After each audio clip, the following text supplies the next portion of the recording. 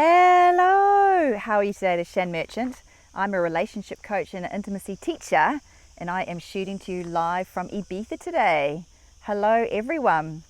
So today I wanted to shoot a little video about how to feel more secure in your relationships or if you're dating. And firstly what I want to do is I want to make a little request. If you like my videos, can you please help me out by subscribing to my YouTube channel, because that will really help me. Right, so let's dive right in. So insecurity in relationships and how to feel more secure in general. And the first thing that I want to say is it's really, really important here that you know your own stuff. And so you know what is yours and what is not yours in a relationship.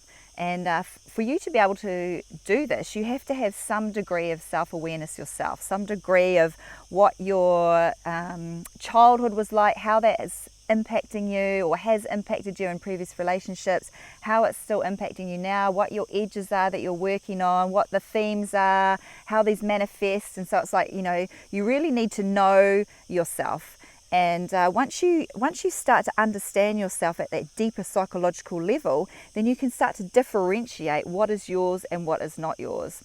Now, this is actually really, really important, because often what happens is if you're with someone that has issues themselves, you know, and remembering that we all bring our history into our relationship. So each of us bring, you know, our personal history, our woundings into relationship, and then they sort of rub up against each other, and we rub up against each other's raw spots. And so for example, you might have a partner that's unavailable, but you might not realize it.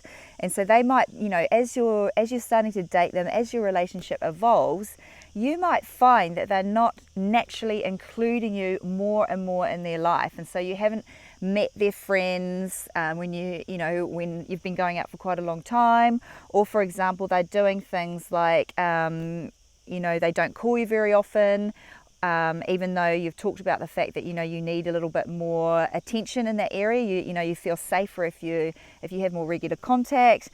Or if they're doing things like they're booking weekends away and they mention it and you're not invited, and you've been going out long enough that you would think that you'd be starting to be included more in their life.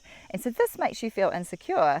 And so often what happens is, if we are, as children, if we are told that we are the ones in the wrong as children, and we are blamed for it or criticized a lot as children, what we do is we internalize this. We internalize that voice of mother or father or whoever it was, the authority figure. We internalize that, and so we have this dialogue sitting inside us already. And so when things happen like that on the outside, where we start to feel insecure in a relationship, then we instantly go back to our history, and particularly if our partner's telling us we're the one that's making a big fuss, or we're the one that's creating all the drama, and then we take that on ourselves, because it's like the outer dialogue matches the inner dialogue. And this is quite dangerous, because then we think that we're the one in the relationship. We feel insecure, and we feel we're the one in the relationship that is in the wrong, because we've been told we're in the wrong as children. But actually this isn't the case.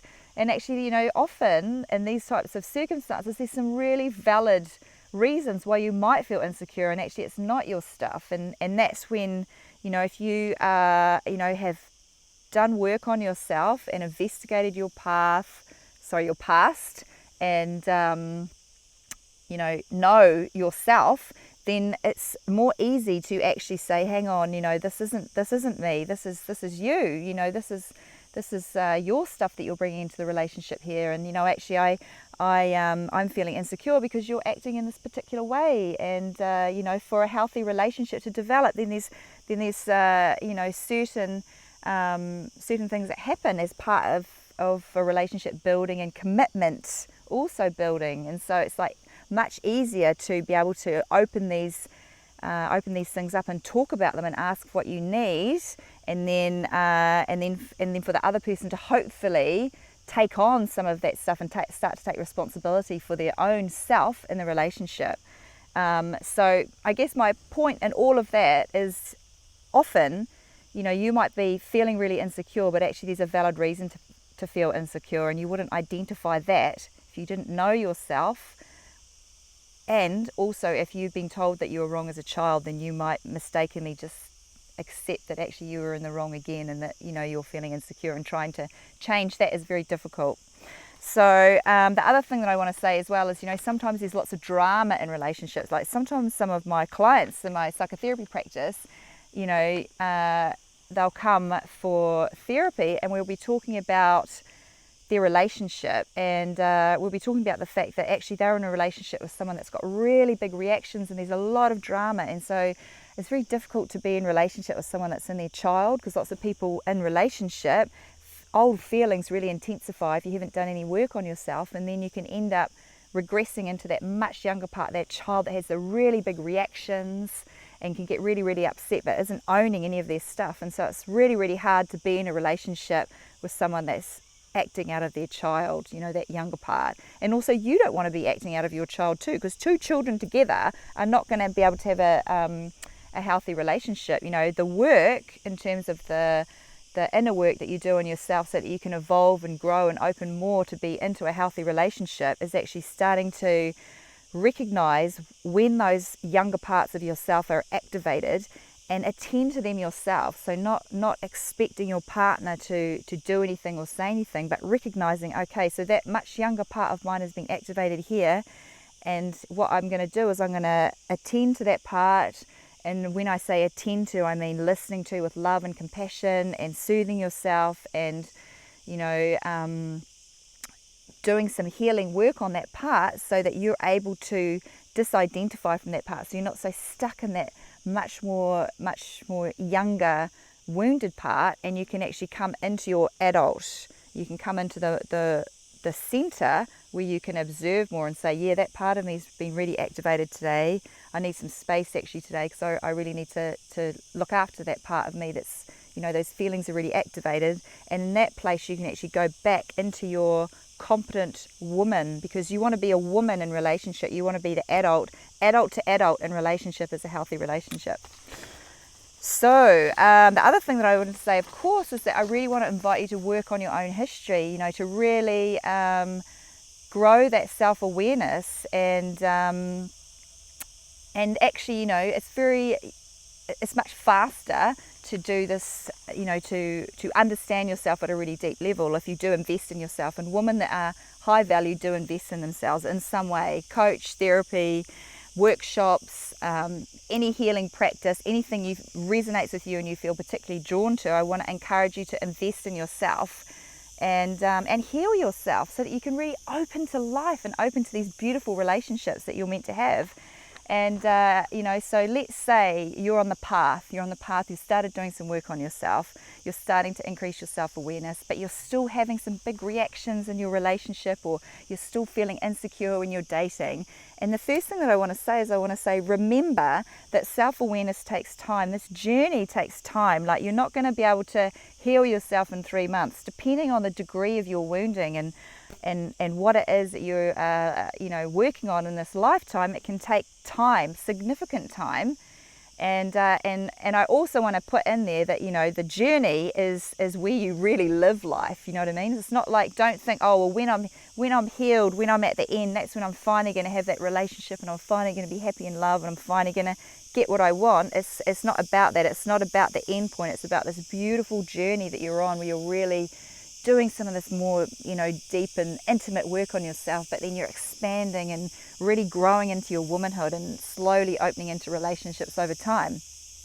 And so realizing that this process of self-awareness takes time, I want to encourage you to forgive yourself along the way. So you might, you know, be in a relationship at the moment, it might be in its early stages, you might be feeling insecure, you might be having reactions to things, and you know, really don't judge yourself and beat yourself up for still acting out of your past. So I want to encourage you to be compassionate to yourself and be compassionate to, you know, what you've gone through in your past. And also, what's really important is speak to your partner. And you know, I mean, obviously, if you're only just on a few dates, it's not appropriate to share a lot of information. As you enter into a relationship over time and it deepens, then it's appropriate to slowly share more of yourself. So I want to encourage you to be aware of this. But, you know, if you're in a relationship with someone and you are finding that you're struggling with aspects of your past and you know it's coming into your relationship, then talk about it with your partner. Because for me, if I was in a relationship with someone and I knew they had stuff from their past that was impacting our relationship, but I knew that they were working on it and they were trying and they were taking as much responsibility as they could, and they came back to me afterwards and they said, look, I'm sorry, I'm sorry I did that because I got really caught in that moment and I realized that's my stuff, then I'm so much more likely to be supportive and gracious and love them actually for that. So it's when you don't speak and you hold it all too tight that this is where the relationships end and they fizzle out and the guy ends up breaking up with you. So I really want to encourage you to do that. And the other thing that I want to say in terms of if you are feeling insecure in relationships is to ask for what you need. Ask if you need more love, ask if you need more touch, ask if you need more affirmation or support or listening. And for many women actually it's very difficult to ask what they need, because as children, if your needs weren't met, particularly even basic needs, then it's very difficult to ask what we need as an adult woman, because that part of us is closed down. And so this is also part of the work, and this can be very challenging work for some women, is really starting to ask what you need and asking what you need, in small ways to start with, I would say. And if you need that support, I would really encourage you to get that extra container. That working with someone is really powerful, because it's like, they have the container to hold you and encourage you and inspire you and open you up, but still really help you. What they do, if you're working with someone, the container is all about someone really holding that secure base for you while you do the work and while you work through your wounding and you're out there in the world, working an edge, asking for what you need in relationship, working on yourself in some way. And that person holds that base, that secure base for you until you're able to hold it yourself. And so, in therapy, it's always the thing is that the therapist is your guide, and they hold you, and then eventually they give it back to you. It's like in a loving, compassionate way. You are held until you can do that for yourself. And it's sort of like it's almost like a mothering process actually, but it's very a nurturing, holding, yet challenging space actually, because you're also being coached to work your edges and go out in the world. And we have to work our edges actually, because we can't just sit in this soft, nurturing space. We also have to be challenged to open and work and be brave and be courageous, and that's where all the really beautiful work is done. So what's my last point is not talking in relationship as well. So going back to asking for what you need, if you're too caught in your insecurity and you can't ask for what you need, then this can lead to relationship death actually, because when both people in a relationship are not getting what they're needing and they're not talking about it, then often what happens is one person acts out and goes out and gets what they need externally in the relationship. So it's really, really important to speak, to start to talk about what needs to be said, not to hold it all too close. And I know that I was actually thinking about this morning. I was remembering back to a couple of my relationships in my 20s, and I wasn't able to talk very easily. I really lost my voice as a young woman, and I wasn't able to speak what I needed or share my feelings. I kept things all really, really close, and so that was quite difficult in relationship, because when I got into problems in my relationships, I was too scared to talk about it. I wasn't able to. I was so cut off from myself that I wasn't able to share my experience and share my feelings. And the thing about this is, if you can take that risk to speak some stuff, then that's where you have a chance of being met. Then the other person, other people can't really see into your inner world. They can guess, but they never know what's deep inside of you. And it's like really, taking the courage to start to share more of how you're feeling, and then in that sharing is the hope that you will get something back. And this is why we do it. This is why we risk to share more of ourselves. And sometimes you might not get this back, and that's where you really need to build your container, so you've got your solid ground, so you can hold yourself and you can go, okay, so I'm not going to get met in the way that I need to be in relationship. And yet for this to even happen, you need to know what you need. You need to be in touch with your inner self to know what you need. And many of us, when we start this healing journey, we're cut off from this, myself included in my 20s.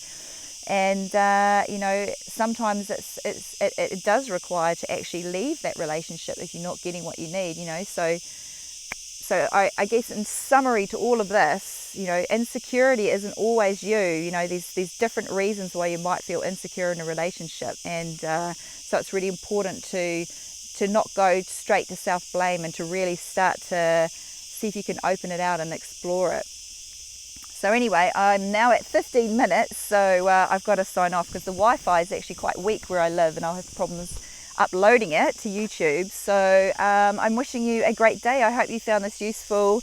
If you're interested in doing any of the deep work, check out my coaching program, The Art of Relationship, because I love to do deep work. My background's in psychotherapy and that really is my passion. So but anyway, I hope you found this video good and inspiring in some way, and I'll see you all soon. Bye for now.